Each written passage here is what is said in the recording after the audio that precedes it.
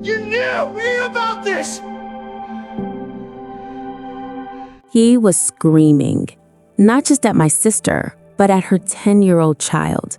And the next day, she didn't yell back. She didn't argue.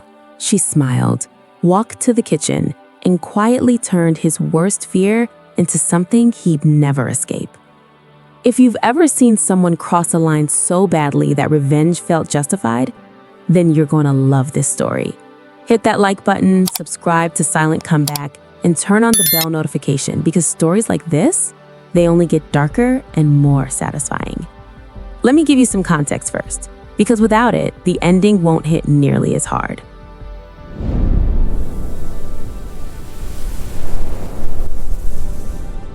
My sister had been dating this guy for about 2 years. At first glance, he seemed normal, a little quiet, slightly awkward, but nothing alarming. Until you got to the kitchen. Because this man, early 30s, fully grown adult, had a crippling fear of sharp objects. And I don't mean discomfort, I mean full-blown panic attacks. Knives, scissors, anything with a blade, gone. The first time my sister saw it happen, she thought he was joking. He picked up a kitchen knife, froze, then dropped it like it burned him. His breathing got heavy, hands shaking, eyes wide. She asked, "Are you okay?" And he just said, I can't touch those things." Over time, he explained more. He said cutting into raw meat especially triggered something in his mind. The texture, the resistance. It made him think of human flesh. Yeah, he admitted it caused what he called scary thoughts. Disturbing, sure, but my sister, she's the kind of person who tries to understand before judging. So she adapted. At first, she helped occasionally. Then it became routine. She cut his food, every meal. Steak, already sliced. Chicken, prepared. Even basic stuff like fruit, she handled it. And it didn't stop there.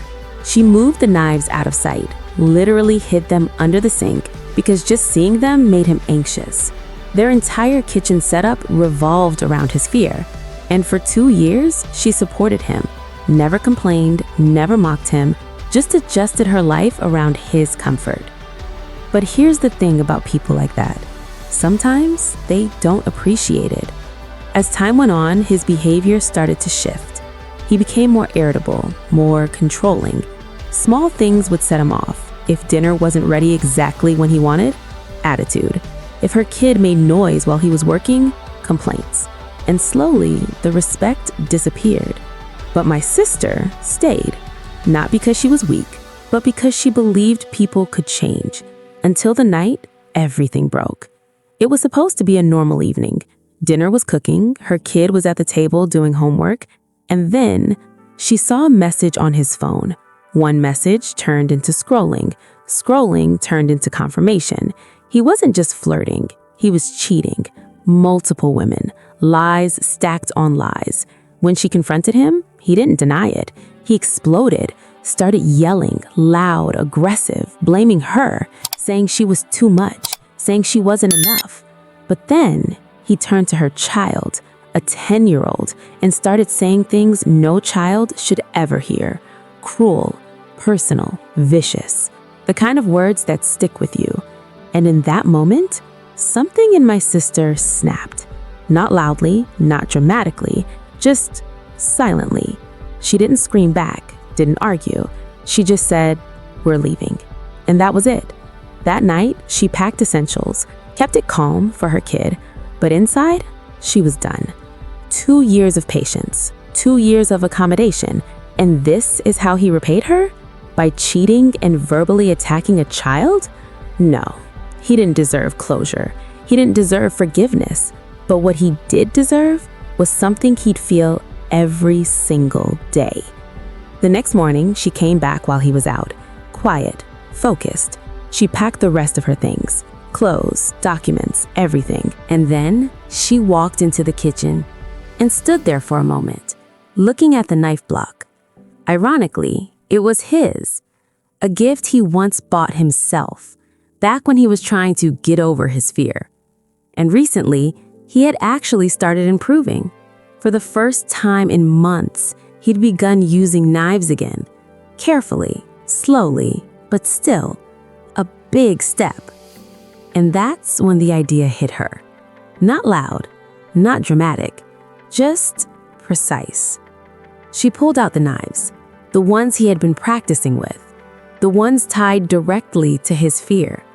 Then she walked outside to the patio. It was quiet, calm, and she began. Tap. The blade hit the concrete. Tap. Again. Again. Again. Each hit dulling the edge. Each impact creating tiny nicks along the blade, ruining them. Not visibly obvious at first glance, but enough. Enough to make cutting anything a nightmare. Especially raw meat. That texture he feared, now it wouldn't slice clean. It would drag, tear, resist. Exactly the kind of sensation that triggered his panic. She didn't rush. She took her time. Every knife, one by one, until the entire set was ruined. Then she placed them back, perfectly, like nothing had happened. Clean, organized, waiting. And then she left. No note, no message, just gone. But here's the best part. He didn't notice immediately. Of course not. At first, everything looked normal. Until he tried to cook. Until he picked up one of those knives and pressed it into raw meat. And instead of slicing, it dragged, caught, tore. That horrible resistance, that exact sensation he feared. And again, every knife the same. No clean cuts, no escape. Just frustration, turning into discomfort, turning into panic. The kind he hadn't felt in months, because the one person who protected him from it was gone. And now, he had to face it alone. Every meal, every attempt. A constant reminder of what he lost and why. Sometimes revenge isn't loud. It isn't explosive. It's quiet, calculated, and perfectly tailored to the person who earned it. Because the most effective revenge isn't about hurting someone instantly. It's about making them live with it. If this story gave you that satisfying chill, hit the like button, subscribe to Silent Comeback, and turn on the bell notifications so you never miss a story like this. And tell me in the comments, was this justified or too far? Because honestly, some lessons people only learn the hard way.